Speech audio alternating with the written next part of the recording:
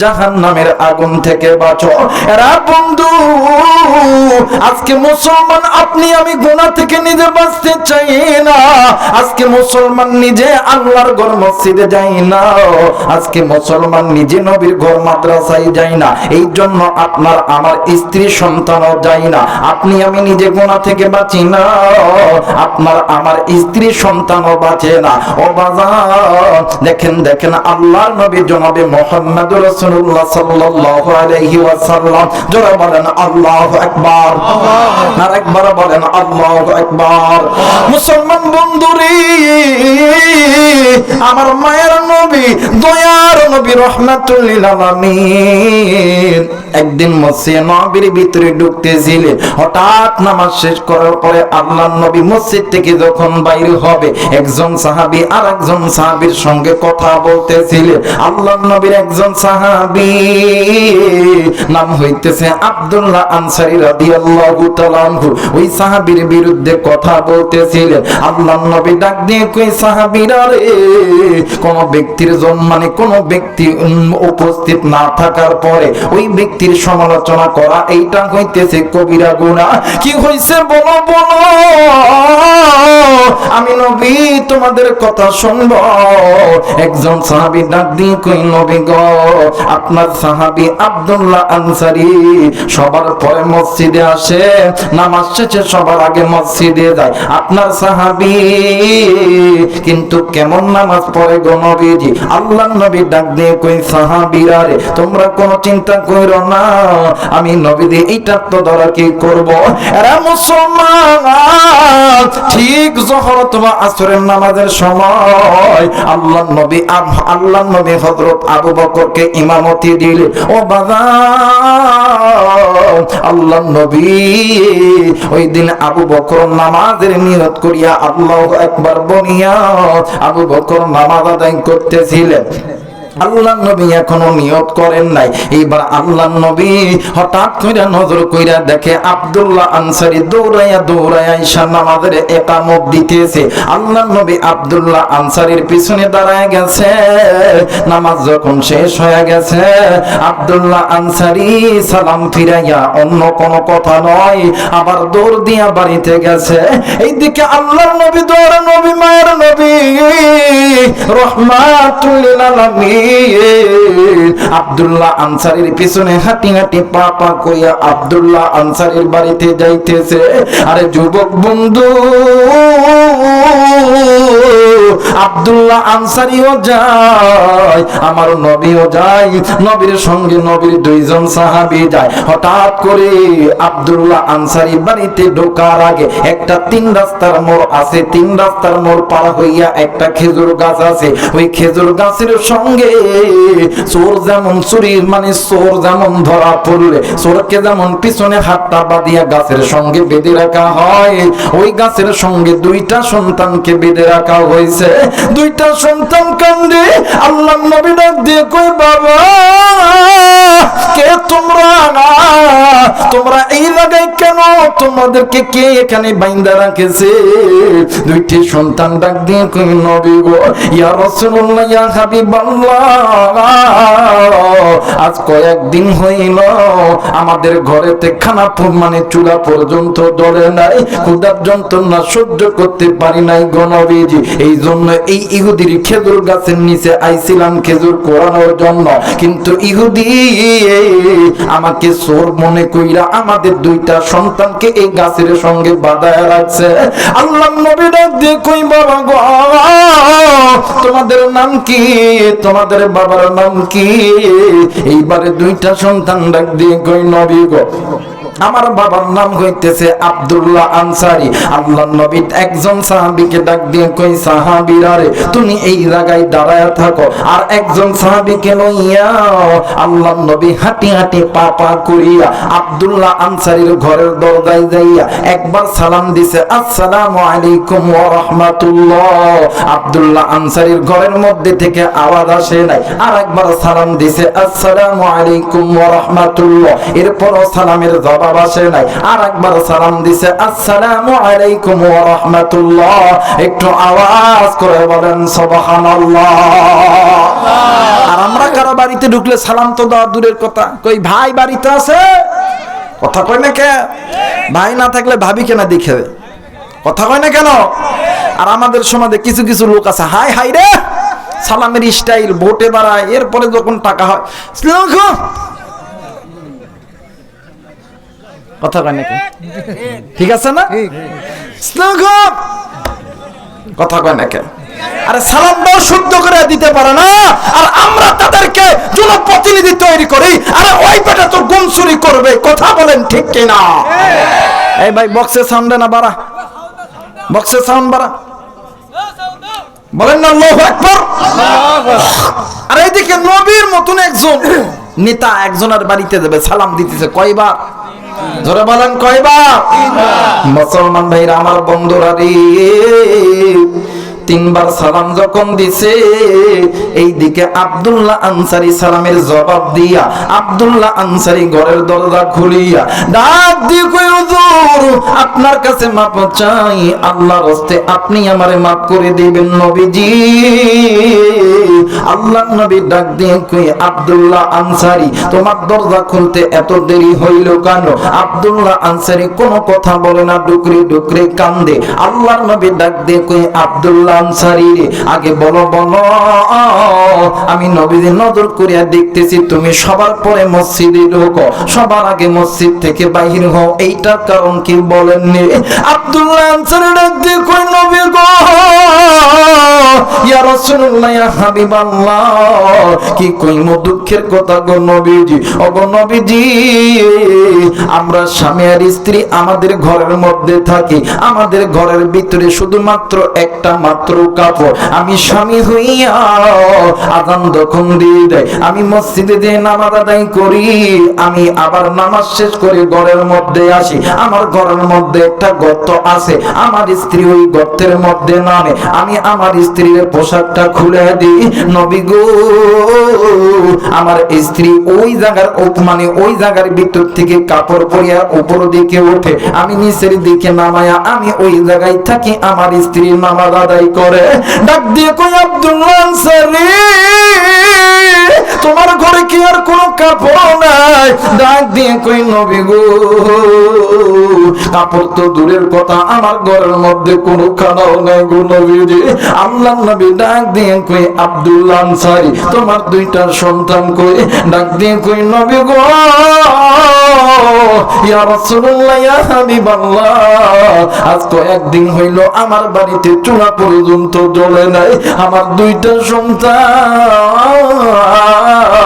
খাবার পাই না, ইহুদির গাছের নিচে খাবার কুড়ানোর জন্য গেছে, খেজুর কুড়ানোর জন্য গেছে, ওই ইহুদি আমার 2টা সন্তানকে গাছের লগে বাঁধায় রাখছে।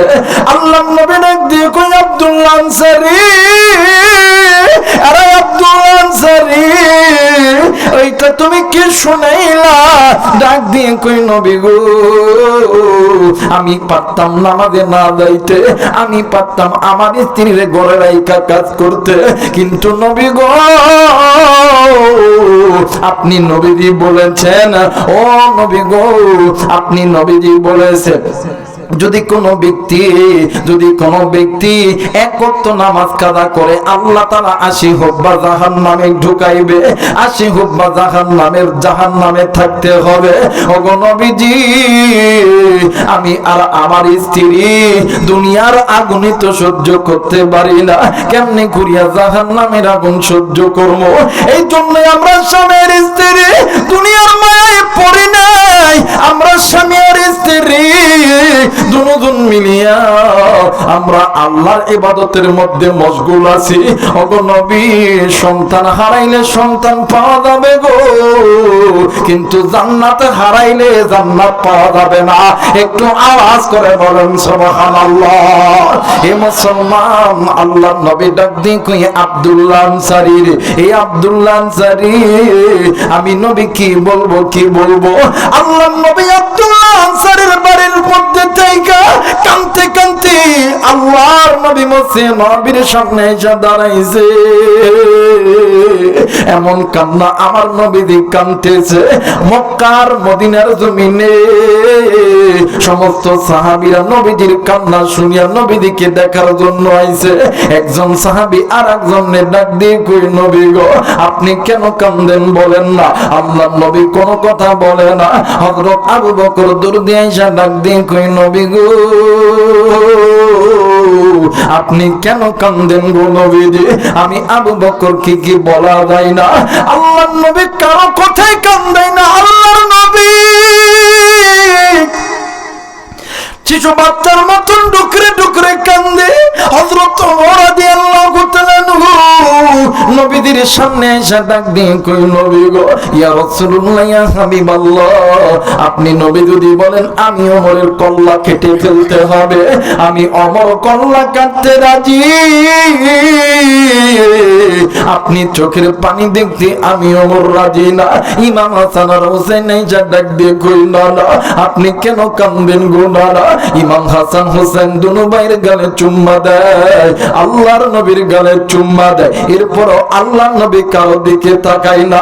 হঠাৎ করে নবীর সাহাবী ওসমান গনি আইসা গোড়ার পিঠ থেকে নামিয়া দৌড় দিয়ে আইসা ডাক দিয়ে কই, নবী গো আপনি কাঁদেন কেন গো নবীজি। আল্লাহর নবী ডাক দিয়ে কই, ওসমান রে আয় আয় আয় আয়, আমি নবীজি তোর জন্য অপেক্ষা করতেছি। আল্লাহর নবী ডাক দিয়ে কই, ওসমান রে আমি নবীজি তোর জন্য অপেক্ষা করতেছি। হযরত ওসমান ডাক দিয়ে কই, নবীজি আপনি কাঁদেন কেন বলেন না। আল্লাহর নবী ডাক দিয়ে কই, আরে ওসমান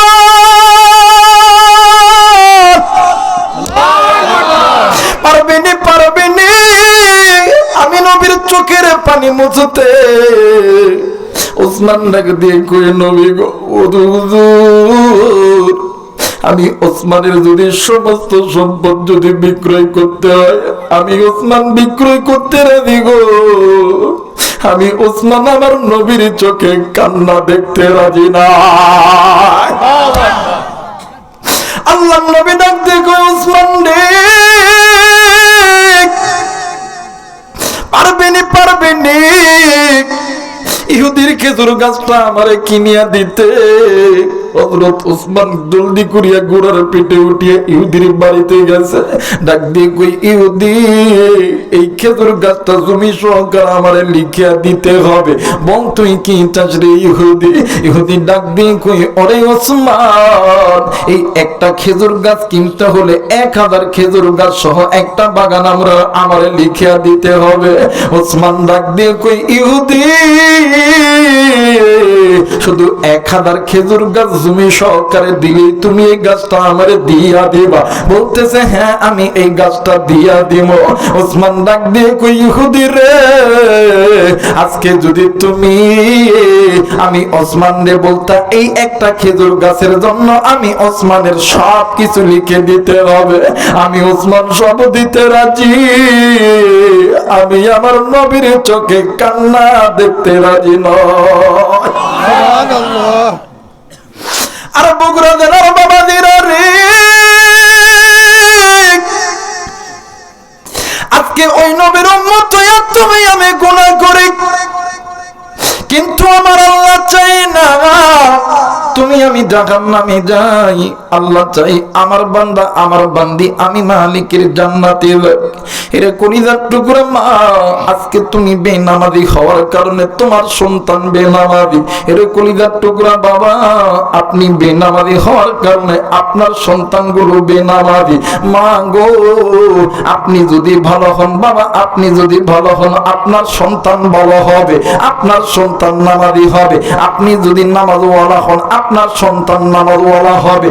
আপনি মারা যাবে আপনার কবরের ভিতরে আপনার সন্তানের সদকায়ে জারিয়া যাবে। ও বাবান আব্দুল্লাহ আনসারী নবীকে ডাক দিয়ে কইল, নবী গো ও নবী আমি চাইলে তো ঘরের মধ্যে নামাজ আদায় করতে পারতাম গো নবীজি, কিন্তু আমার স্ত্রী কেমনে কইরা নামাজ আদায় করবে।